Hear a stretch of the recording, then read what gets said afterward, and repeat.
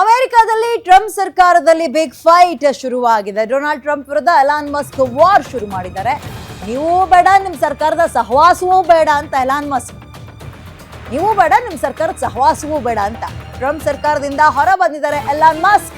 ಟ್ರಂಪ್ನ ಆ ಒಂದು ನಿರ್ಧಾರದಿಂದ ಸಿಡಿದಿದ್ದಾರೆ ಎಲಾನ್ ಮಸ್ಕ್. ಅಮೆರಿಕಕ್ಕೆ ಮೂರನೇ ಪಕ್ಷದ ಅಗತ್ಯತೆ ಇದೆ ಅಂತ ಮಸ್ಕ್ ಈ ಸಂದರ್ಭದಲ್ಲಿ ಹೇಳಿದ್ದಾರೆ. Elon Musk democratic republic party ಬಿಟ್ಟು ಮೂರನೇ ಪಕ್ಷ ಏನಾದ್ರೂ ಉದಯ ಆಗುತ್ತಾ? ಇವರೇ ಅದಕ್ಕೆ ಕಾರಣರಾಗ್ತಾರಾ? ಕುತೂಹಲ ಇದೆ. ದೋಸ್ತಾಗಿದ್ದ ಟ್ರಂಪ್ ಮಸ್ಕ್ ಮಧ್ಯ ಬಿರುಕು ಬಿದ್ದಿದ್ಯಾಕೆ? ಬಿಸ್ನೆಸ್ ವಿಚಾರಕ್ಕ? ಗೊತ್ತಿಲ್ಲ. ಮಸ್ಕ್ ಹೇಳಿದ್ದೇನು, ಡೊನಾಲ್ಡ್ ಟ್ರಂಪ್ ಕೌಂಟರ್ ಕೊಟ್ಟಿದ್ದು ಹೇಗೆ, ಅದನ್ನು ಕೂಡ ನೋಡ್ತಾ ಹೋಗೋಣ. ಬಹಳ ಕುಚುಕುಗಳು ಇಬ್ರು ಕೂಡ. ಬಿಸ್ನೆಸ್ ಮೈಂಡ್ ಅಲ್ಲಿ ಎತ್ತಿದ ಕೈ ಇಬ್ರು. ಏನಾಯ್ತು ಹಾಗಾದ್ರೆ ಇಬ್ಬರ ನಡುವೆ? ಎಲಾನ್ ಮಸ್ಕ್ ಹೇಳಿ ಕೇಳಿ.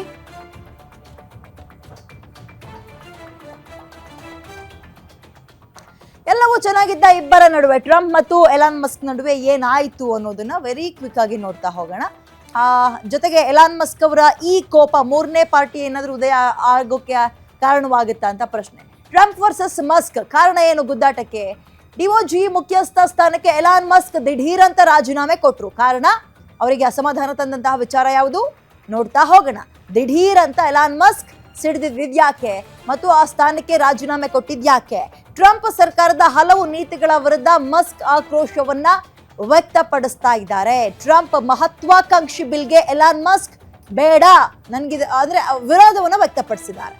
ಟ್ರಂಪ್ ಅವರ ಮಹತ್ವಾಕಾಂಕ್ಷಿ ಬಿಲ್ಗೆ ಎಲಾನ್ ಮಸ್ಕ್ ವಿರೋಧವನ್ನ ವ್ಯಕ್ತಪಡಿಸಿದ್ರು. ಎಲ್ಲವೂ ಚೆನ್ನಾಗಿದ್ದ ಇಬ್ಬರ ನಡುವಲ್ಲಿ ಏನಾಯ್ತು ಅನ್ನೋದೇ ಕುತೂಹಲ. ಮಸ್ಕ್ ವಿರೋಧದ ಮಧ್ಯೆಯೂ ಕೂಡ ಒಂದು ಬಿಗ್ ಬ್ಯೂಟಿಫುಲ್ ಬಿಲ್ ಅಂಗೀಕಾರ ಆಗುತ್ತೆ. ಅಂದ್ರೆ ಟ್ರಂಪ್ ಪರವಾಗಿ ಮಸ್ಕ್ ವಿರೋಧದ ಮಧ್ಯೆಯೂ ಕೂಡ ಒಂದು ಬಿಗ್ ಬ್ಯೂಟಿಫುಲ್ ಬಿಲ್ ಅನ್ನುವಂಥದ್ದು ಅಂಗೀಕಾರ ಆಗುತ್ತೆ. ಈ ಮಸೂದೆಯನ್ನ ಮೊದಲಿನಿಂದಲೂ ಕೂಡ ಎಲಾನ್ ಮಸ್ಕ್ ಅವರು ವಿರೋಧ ಮಾಡ್ಕೊಂಡೇ ಬರ್ತಾ ಇದ್ರು. ಒಪ್ಪಿಗೆ ಇಲ್ಲ ಅನ್ನೋ ರೀತಿಯಲ್ಲೇ ಇದಾಗ್ತಾ ಇತ್ತು. ಈ ಮಸೂದೆಯನ್ನ ಆರಂಭದಿಂದಲೂ ಮಸ್ಕ್ ತಿರಸ್ಕರಿಸ್ತಾ ಇದ್ರು, ವಿರೋಧಿಸ್ತಾ ಇದ್ರು. ಬಟ್ ಫೈನಲಿ ಅದು ಅಪ್ರೂವ್ ಆಗಿದೆ. ಈಗ ಈ ಮಸೂದೆಯಿಂದ ಮಸ್ಕ್ ಒಡೆತನದ ಟೆಸ್ಲಾದ ಷೇರು ಏಕ್ದಮ್ ಕುಸಿತ ಕಂಡಿದೆ, ಬಿದ್ದೋಗಿದೆ. ಇದು ಎಲ್ಲೋ ಒಂದು ಕಡೆ ಅವರ ಕೋಪಕ್ಕೆ ಅಥವಾ ಅಸಮಾಧಾನಕ್ಕೆ ಕಾರಣ ಅಂತ ಹೇಳಲಾಗ್ತಾ ಇದೆ. ಟೆಸ್ಲಾದ ಷೇರು ಕುಸಿತ ಇದ್ದಂತೆ ಟ್ರಂಪ್ಗೆ ಮಸ್ಕ್ ಸೆಡ್ಡು ಹೊಡೆದಿದ್ದಾರೆ. ಇದ್ದಂತಹ ಸ್ಥಾನದಿಂದ ಹೊರ ಬಂದಿದ್ದಾರೆ ರಾಜೀನಾಮೆಯನ್ನ ಕೊಟ್ಟು. ಹಾಗಾದ್ರೆ ಇವರ ಈ ಕೋಪ ಮುಂದೆ ಇನ್ನೊಂದು ಪಾರ್ಟಿಗೆ ನಾಂದಿ ಹಾಡುತ್ತಾ? ಕುತೂಹಲ ಮೂಡಿಸ್ತಾ ಇದೆ. ದ್ವಿಪಕ್ಷ ಪದ್ಧತಿ ಅಳವಡಿಸಿಕೊಂಡಿರುವ ಅಮೆರಿಕದಲ್ಲಿ ಮೂರನೇ ಪಕ್ಷ ಆದ್ರೆ ಏನೇನಾಗುತ್ತೆ ನೋಡೋಣ. US ನಲ್ಲಿರೋದು ಎರಡೇ ಪಕ್ಷ. ಒಂದು ನಮ್ಮ ತರ ಇಲ್ಲಿ ಪ್ರಾದೇಶಿಕ ಪಕ್ಷ, ನ್ಯಾಷನಲ್ ಪಾರ್ಟಿ ಅಂತೆಲ್ಲ ಇಲ್ಲ. ಒಂದು ಡೆಮಾಕ್ರೆಟಿಕ್ ಮತ್ತು ರಿಪಬ್ಲಿಕನ್ ಪಕ್ಷಗಳು. ಈಗ ಎಲಾನ್ ಮಸ್ಕ್ ಅವರ ನಿರ್ಧಾರದಿಂದ ಅಥವಾ ಕೋಪದಿಂದ, ಅಸಮಾಧಾನದಿಂದ ಮೂರನೇ ಪಕ್ಷ ಏನಾದ್ರೂ ಉದಯ ಆಗುತ್ತಾ? ಅಂತಹದೊಂದು ಮೇಜರ್ ಟ್ವಿಸ್ಟ್ ಕೊಡ್ತಾರಾ ಎಲಾನ್ ಮಸ್ಕ್? ಬಹಳ ಕುತೂಹಲ ಮೂಡಿಸ್ತಾ ಇದೆ. ಈ ಮಧ್ಯ ಮೂರನೇ ಪಕ್ಷದ ಬಗ್ಗೆ ಎಲಾನ್ ಮಸ್ಕ್ ಸುಳಿವು ಕೊಟ್ಟಂಗೆ ಕಾಣಿಸ್ತಾ ಇದೆ. ಹಾಗಾದ್ರೆ ಮತ್ತೊಂದು ಹೊಸ ಪಕ್ಷದ ಉದಯಕ್ಕೆ ಎಲಾನ್ ಮಸ್ಕ್ ಕಾರಣಕರ್ತರಾಗ್ತಾರಾ? ಡೆಮೋಕ್ರೆಟಿಕ್, ರಿಪಬ್ಲಿಕ್ ಇದೆರಡೇ ಪಕ್ಷ ಇರೋದು. ಅದನ್ನ ಹೊರತಾಗಿ ಮೂರನೇ ಪಕ್ಷ ಬೇಕು ಅನ್ನೋ ರೀತಿಯಲ್ಲಿ ಮಾತಾಡಿದ್ದಾರೆ ಎಲಾನ್ ಮಸ್ಕ್. ಟೆಸ್ಲಾ ಕಂಪ್ನಿಯ ಓನರ್ ಎಲಾನ್ ಮಸ್ಕ್. ಆಮೇಲೆ ಇಬ್ರು ಕೂಡ ದೊಡ್ಡ ಬಿಸ್ನೆಸ್ ಮೆನ್ಗಳೇ, ಯಾರು? ಟ್ರಂಪ್ ಮತ್ತೆ ಎಲಾನ್ ಮಸ್ಕ್. ಹಾಗೆ ನೋಡಿದ್ರೆ ತಮ್ಮದೇ ಒಡೆತನದ ಎಕ್ಸ್ ನಲ್ಲಿ ಅಭಿಪ್ರಾಯವನ್ನ ಎಲಾನ್ ಮಸ್ಕ್ ಕೇಳಿದ್ರು. ಅಂದ್ರೆ ಮೂರನೇ ಪಾರ್ಟಿ ಉದಯ ಆದ್ರೆ ಹೇಗೆ ನಮ್ಮಲ್ಲೆಲ್ಲ ಮಾತಾಡ್ತೀವಲ್ಲ, ನಾವು ಅಭಿಪ್ರಾಯ ಕೇಳ್ತೀವಲ್ಲ, ಹಂಗೆ ತಮ್ಮದೇ ಒಡೆತನದ ಎಕ್ಸ್ ಖಾತೆಯೊಂದರಲ್ಲಿ ಅಭಿಪ್ರಾಯ ಕೇಳಿದರೆ ಮೂರನೇ ಪಾರ್ಟಿಗೆ ಸಂಬಂಧಪಟ್ಟಂತೆ. ಅಮೆರಿಕದಲ್ಲಿ ಮೂರನೇ ಪಕ್ಷದ ಅಗತ್ಯ ಇದೆಯಾ ಅಂತ ಪ್ರಶ್ನೆ ಮಾಡಿದರೆ. ಹಾಗಾದ್ರೆ ಒಂದು ಹಿಂಟ್ ಕೊಟ್ಟಂಗೆ ಕಾಣಿಸ್ತಾ ಇದೆ. ರಿಪಬ್ಲಿಕನ್ ಮತ್ತು ಡೆಮೋಕ್ರೆಟಿಕ್ ಪಕ್ಷವನ್ನ ಹೊರತುಪಡಿಸಿ ಅಮೆರಿಕದಲ್ಲಿ ಇರೋದು ಎರಡೇ ಪಕ್ಷ. ಮೂರನೇದು ಬರುತ್ತಾ ಅಂತ?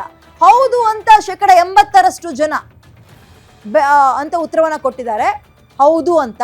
ಬೇಡ ಅಂತ ಹೇಳಿ 19% ಜನ ಉತ್ತರವನ್ನ ಕೊಟ್ಟಿದ್ದಾರೆ. 80.04 ಈ 04 ಎಲ್ಲ ಪಕ್ಕಕ್ಕಿಡೋಣ.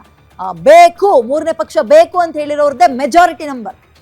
ಈಗ ಎಷ್ಟು 3/4%ಗಿಂತ ಜಾಸ್ತಿ, 80%, 100ರಲ್ಲಿ 80% ಜನ ಬೇಕು ಅಂತ ಹೇಳಿದ್ದಾರೆ. ಇನ್ನೊಂದು 19% ಅಂದ್ರೆ ಇನ್ನೊಂದು 19 ಜನ ಅಂತ ಇಟ್ಕೊಳ್ಳಿ, ನಿಮಗೆ ಎಕ್ಸಾಂಪಲ್ ಹೇಳ್ತಾ ಇರೋದು ಅರ್ಥ ಆಗ್ಲಿ ಅಂತ, ಬೇಡ ಅಂತ ಹೇಳಿದ್ದಾರೆ. ಸೊ ಹಾಗಾದ್ರೆ ಬೇಕು ಅಂತ ಬಂದಿರುವ ನಂಬರ್ಸ್, ಮೆಜಾರಿಟಿ ನಂಬರ್ ಪರವಾಗಿ ಎಲಾನ್ ಮಸ್ಕ್ ಏನಾದ್ರೂ ಒಂದು ನಿರ್ಧಾರ ತಗೊಳ್ತಾರಾ? ಮೂರನೇ ಪಕ್ಷವನ್ನ ಘೋಷಣೆ ಮಾಡಿಯೇ ಬಿಡ್ತಾರಾ? ಹೌದು ಅನ್ನೋದಾದ್ರೆ ಅದಕ್ಕೆ ಏನ್ ಹೆಸರು ಇಡ್ತಾರೆ? ಇವರಿಬ್ಬರ ನಡುವೆ ಆದಂತಹ ಅಂದ್ರೆ ಇಬ್ಬರ ನಡುವೆ ವಾರ್ ಯಾವಾಗಿಂದ ಶುರುವಾಗಿದೆ, ಕೋಲ್ಡ್ ವಾರ್, ಇದೀಗ ಮೂರನೇ ಪಕ್ಷದ ಉದಯಕ್ಕೆ ಕಾರಣವಾಗುತ್ತಾ? ಹೇಗೆ ಹಲವು ಪ್ರಶ್ನೆಗಳು ಕಾಡ್ತಾ ಇದೆ.